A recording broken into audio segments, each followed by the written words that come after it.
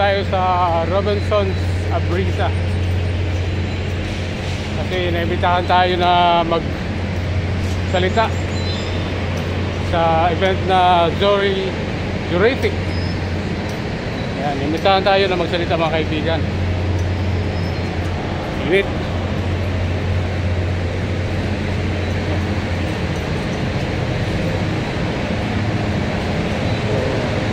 Ayan, loob na tayo.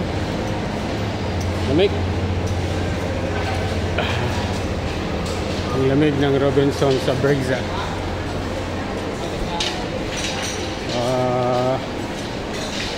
Dito lang, malapit lang naman na yung event. Nasa event center. Ayun. So far wala pa namang tao sa salita. Okay.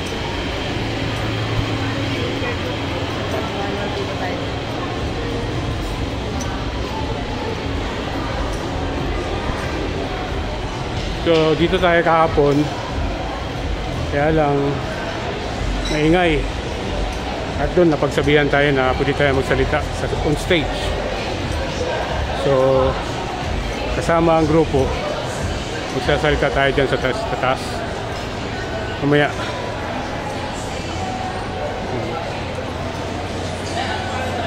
Ayan. Terrific. Hanggang ngayon lang to. Kahapon nag-start. Then hanggang ngayon lang ng hapon.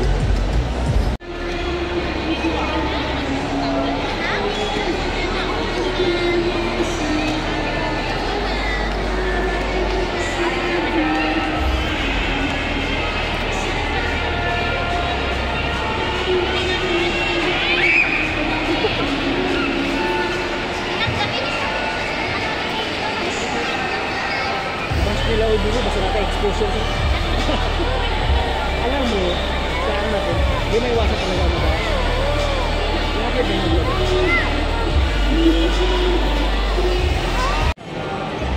Pero kakawan, nag-iis pala siya ng so, tapos na ka lang. Ma'am, makaysa mag-bite. Yeah. Mag-bite ka siya. Kanin ba? Mag-pronounce ng ma'am. Ang bata.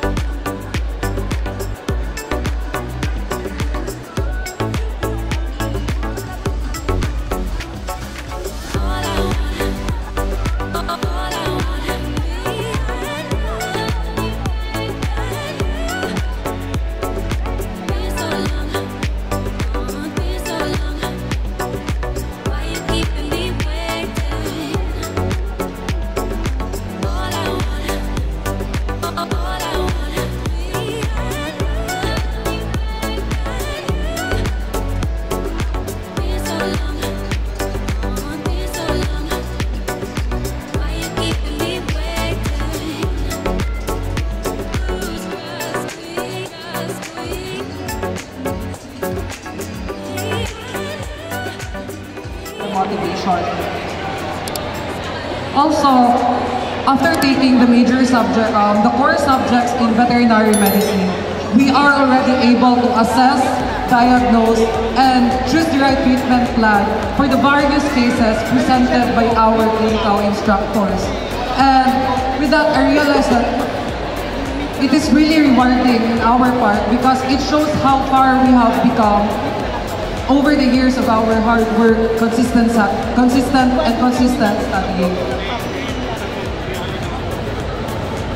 Next, we have also learned clinical procedures, surgical techniques, as you can see in the picture, by our.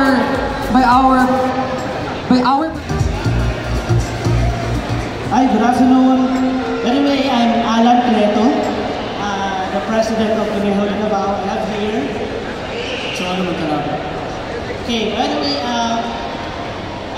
natataka kayo ba? Wala akong kaming booth, but kahapon, we've given a chance by JCI. Nakausap si Ma'am Sarah that we will talk about the rabbit. Okay? So kanina, thank you sir from Hops and Lots for giving us a hint about, kasi maraming mga question and doubts about rabbit. Okay? Can it really be eaten? Legal ba siya na kainin? Okay lang ba siya kasi pet, napaka-cute. So now, that's why we are here to introduce to everyone else na nandito na the rabbit meat is actually a good source of meat na pwede natin kainin. So, here, so why? Bakit nga ba natin kailangan kumain ng rabbit meat? Okay. But before, usa ba yung Bisaya sa rabbit? Rabbit is English, sa Tagalog is kuneho. So usa ba yung Bisaya? Usa yung Bisaya sa rabbit? Anyone? Okay, sa Tagalog, English is rabbit. So, in Bisaya, kuneho gihapon. Wala yun sa Bisaya na ano. But, so yun, to give a preview, our association, we are covering the whole Davao region, from Del Sur to Davao Oriental. We are focusing on the production of rabbit meat. And then, we also have actually a pet. So, ano ba ang kasaysayan, or what is the history of rabbit meat? Paano ba siya napunta sa Pilipinas? Okay, so after the arrival of rabbit meat in the Philippines, after the World War II, okay, after the World War II, grabe ang gutom, grabe ang taghirap, no? So the Americans, with the help of Americans to alleviate the hunger, the scarcity of food, to address the food security, the Americans brought the rabbit meat or the rabbits here in the Philippines. So that's why ang rabbit is here for us to consume. Okay? So wag po tayong matakot, kasi exotic. No. Rabbit meat, it's actually a livestock. Ano ba yung livestock? We have students from vet, no? So livestock, ibig sabihin yung manok, yung mga baboy, baka, everything na kinakain natin, na nasa palengke, na nasa grocery, those are livestock. Rabbit meat is part of it. Okay? So, yun po. Next, please. Okay po. There are two types of rabbit. Ano ba? Meron dalawang klase po ng rabbit. Okay. Meron tayong tinatawag na meat type, and then meron tayong tinatawag na pet type or your fancy. Meat type and then the fancy or pet type. Yung sa Hops and Lots, those are pet type. Those are very cute na mga klase ng rabbit. The pet type we have the lion head, the lobs, mini rex, Netherland dwarfs, and everything that is small in breed. Now, we have also the meat type that weighs about 3.5 to 4.8 kilograms or more pa, depende sa pangalaga. Those are meat types. Okay, so meat type, meron po tayong tinatawag na breeds like Californian, Palomino, German Giants, Flemish Giants, and everything. Meron po tayong mga bago ngayon na tinatawag na ng Transylvanian, which are hybrid. So here in the scene, flash on the screen are the types of meat type, the Californian, Chinchilla. So yan po sila. So those breed of rabbits are actually produced for the meat production. So it's okay. Although they are cute, talaga, may features sila na cute, but they're actually bred for the meat production. So it's okay.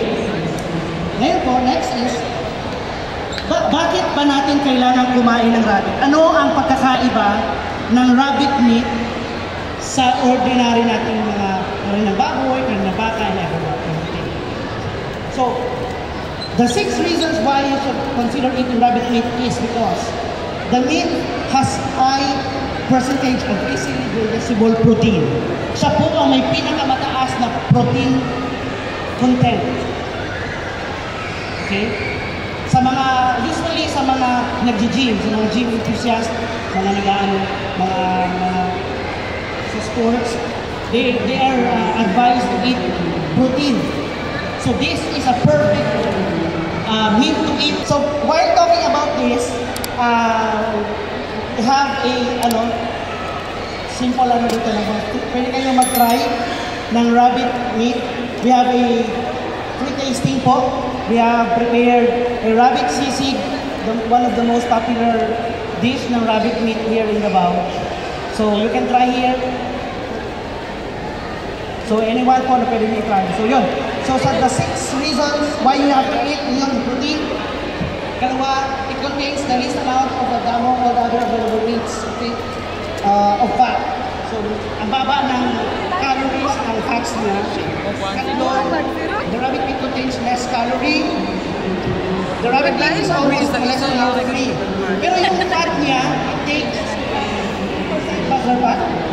It has 3% of omega-3. Omega-3 which is also makukuha din natin sa tuna, na pwede din natin para makuha sa rabbit meat. So it has a 3% content of omega-3. That's good for the heart. Okay, then the next we have the sodium content. So napakaganda ho talaga ng in Davao Doc, they are actually providing rabbit meat for their patients na sa mga nakikemo.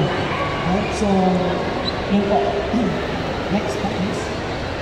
Okay, so with this I have Sir Pat. Okay, so ibala na ito kung saan mga good benefits sa rabbit meat.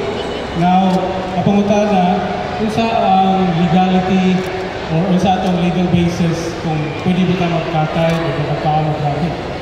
No? So, isa concrete na ito na basis. Republic Act 8485, Series of 1998. Andyan po, Section 6, naka-highlight ang rabbit. Actually, andyan pa ang deer at saka yung buhaya. But this Republic Act is amended by Republic Act 10631. Ayan. Section 6, andyan pa rin yung rabbit. So, ibig sabihin, ang rabbit ay livestock na. The thing is, wala na dyan ang si deer at saka si buhaya. Pero naka-highlight pa rin si rabbit. Anyway, kaning page, pwede nyo ma-access sa website ni Gazette. This is the official publishing ng government natin sa mga laws. Okay, 10631. Ibig sabihin, legal po tayo na kumain ng rabbit. Okay, next. Yan, Memorandum Circular 15 ng Department of Agrarian. Yan po ang nagsabi, nag-explain kung paano tayo mag-import ng rabbit. Kasi rabbit is not originally sa Pilipinas. So wala po tayong rabbit dito. No? So may mga guidelines na binigay si DA paano mag-import ng rabbit. Okay? Next. Yan. So binigay ni Republic Act 9296 yung guidelines kung paano tayo magkatay at saka din binigyan ni government si NMIS kung ano yung mga standards kung paano ihanda yung rabbit meat natin. Same thing, Republic Act number 10536, yun po yung meat inspection. Go ahead. And this is the administrative order ng DA. Ito na yung lahat na si DA talaga. So ano yung mga procedures, kung paano katayin si rabbit, ano dapat, kung base ba ito sa animal welfare, no? So nandyan po. And next, nandyan po nilabas ng Philippine National Standards o ni NMIS kung paano po talaga katayin o i-prepare yung rabbit meat. Pwede natin yung pag-usapan, mahaba-habang oras, pero hindi po tayo legal na magkatay ng rabbit. Only po yung binigyan ng license ni NMIS at the government ang pwedeng magkatay ng rabbit. Okay? Pwede kang magkatay for your own consumption. Kung ibenta mo yan, magiging hot meat. Unless kung galing sa slaughterhouse na nakasubaybay o nakasunod sa Nemayas, pwede po yun. Yan. And nandun po si Vet na gina-inspection po niya ang procedures. Hello. Then, Try kayo. Yes. So, rabbit meat yun is livestock na. So, available po sa laing nasod, pwede sa paliton sa groceries, pwede sa online, o sa Luzon, available na po actually sa Luzon. But here, sa Mindanao, available na rin sa Cagayan na area. The thing is, dito sa Davao, hindi pa siya available sa groceries or anywhere. But, paningkabutan ng association, diba sir, David? Okay, when it comes po so that's why we are joining this kind of activities, events, for us to introduce the rabbit meat. So you can help us with this campaign para magtatanggap ng rabbit meat. You can follow our Facebook page, Davao Rabbit Meat Association. You can also, kung meron po kayo interested on the rabbit production, you can join us. And we are also conducting trainings and mga seminars regarding this. So, you are very much welcome to approach us here in our area. So, again po, meron tayong free tasting dito sa ating area dito banda. You can try the rabbit meat na okay, so here, the video, our beloved Mayor, Honorable Mayor Baste Duterte, na nag-try. That's during the Araw ng Mental, last 2022. Okay, that's him. Actually, inuwi niya yung buong rabbit lechon. Pagkatapos. After he, yes po. he also Free vice mayor. I will never leave this association kasi member na ako eh. Yes. Pero yun lang nga, dapat dating sa meeting. So hopefully, This coming Saturday. I'm not yet sure ha, hindi ako mag-promise. Doing our slaughterhouse, fully organized na siya with the help of the city government, the business enterprise, the city vet, the city agri, the Department of Agriculture, and the rest of the government agencies that support us. So yun po. If you have more questions, please approach me. Our Secretary is Robert. You can also follow our Facebook page, Davao Rabbit Meat Association. And once again, we thank you, GCI Davao, the Zurimic event 2024. Thank you for this opportunity. God bless us all. Alright, thank you so much. That was Conejo de Davao. Once again, if you would like to try rapid sisig, you can approach the right side of the stage. I tried it this earlier and it was actually delicious and meaty. So, try it now.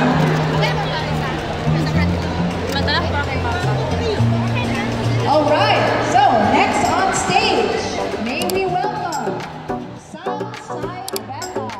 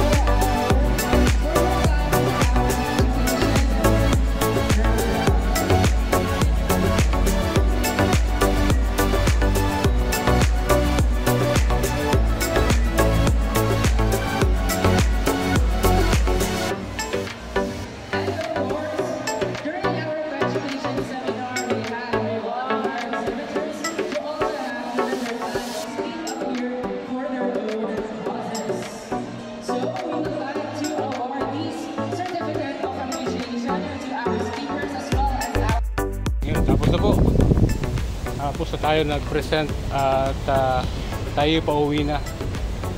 So maraming salamat mga kaibigan. I-showcase natin yung ating industry. Kung rabbitero ka, kasali ka doon. At least showcase natin yung ating pinagkakaabalahan or industry natin. So maraming salamat po at hanggang sa muling video natin.